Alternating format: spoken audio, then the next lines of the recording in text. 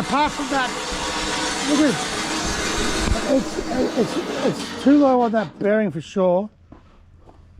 It's too low on that bearing for sure. But why did it fucking come off again? I don't know. Well, I think when it slowed down, it might have got caught under the bearing. Nah, it just didn't go near the bearing. It was back, but I set that bearing back fucking mills away from it.